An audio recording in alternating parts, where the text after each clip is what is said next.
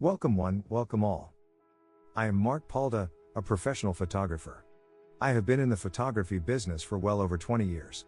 I want to help you succeed so you can earn money with your camera. With every episode, I will offer you sound advice so you can be part of the 15% of aspiring photographers who succeed. If you are looking for help to turn your passion for photography into a successful business, you have come to the right place. I have got the answers. My weekly episodes will help you understand how to market yourself, how to build a profitable business, and best business practices. No more feeling lost. You do not have to go it alone. Join my audio podcast and start taking my advice on turning your hobby into a profitable business. You will get access to a professional photographer and the best practices that I have learned and experienced over the years. If you have questions along the way, definitely email me. mark@markpalda.com. You are also invited to join my photography success text community. Send me a text. 915-226-0959. If you are outside the United States, be sure to include +1, the United States country code. Let's get started. Today, I will share with you tips for writing a photographer's resume. When preparing a resume, it should cater to the position you are seeking. For people who work in the visual arts industry, such as photographers, a resume goes well beyond the written word. It needs to incorporate visual evidence of what you are capable of. Your style and skill, as an artist, are demonstrated through the samples you provide. It gives prospective employers a chance to get to know you and your abilities before they even meet you. But, as with any resume, the one a photographer submits must be enough to whet the appetite of the reader. There is a fine balance between too much information and too little information. So, what is required in a photographer's resume? Like any other resume, a photographer's resume must include a written component. Drafting this written section is vitally important. Similar to your work, it is a snapshot of the sum of your education and experience. Choose the font and spacing wisely. You do not want a flowery font that is hard to read, or which is too small. Unless you have got many years of experience and several accolades, the written section of your resume should be no longer than 1 page. Being too long-winded can result in the reader losing interest. The person in charge of hiring does not have time to read a resume as long as a Charles Dickens novel. Write a personal profile. This gives your name, contact number, your area of residence, and email address. Some writers suggest that you do not include all this profile information on the very first page. They also suggest not giving your exact address, as a resume is often not treated confidentially by prospective employers. As Gary Wilson, an HR specialist at Aussie Writing states, you do not want your contact details visible to anyone who sees your resume lying around.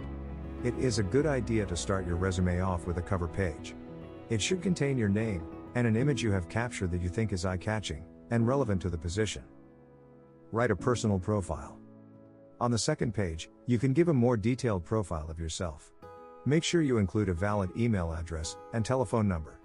If you have an email address that does not reflect your name, it is best to create one for the purposes of job applications. For example, mark@markpalda.com.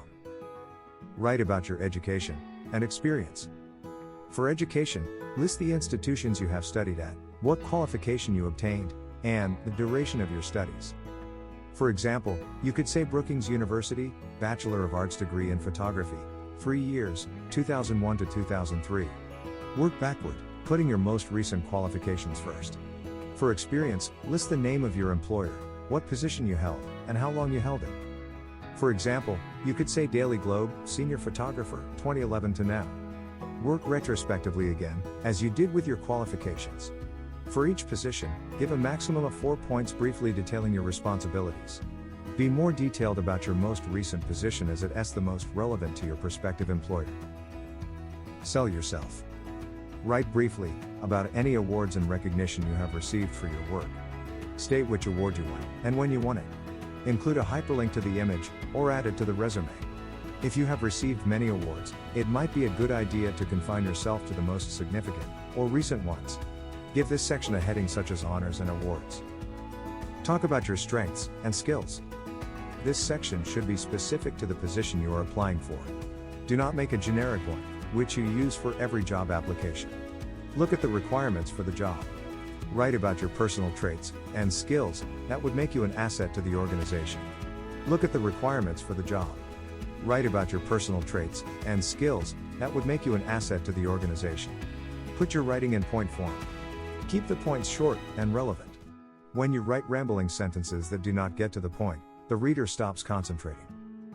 Samples of your work. This can be a tricky one. Be very selective about the images that you include. Again, do not be tempted to pick some good ones and use them in every job application. The samples you choose can count against you, no matter how impressive your resume. If they are not relevant to the position, they may put your prospective employer off.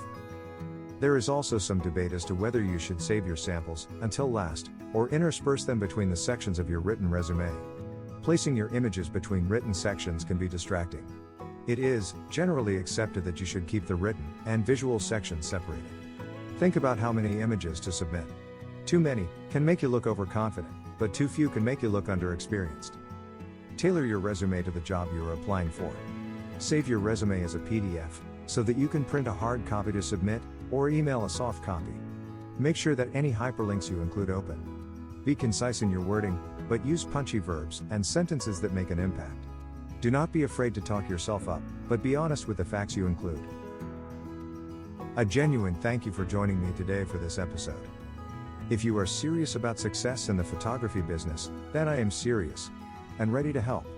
Visit markpaldamentor.com and discover a variety of ways I can help you in your journey. If you have questions along the way, definitely email me. mark@markpalda.com. You are also invited to join my photography success text community. Send me a text. 915-226-0959. If you are outside the United States, be sure to include +1, the United States country code. I will catch you in the next episode.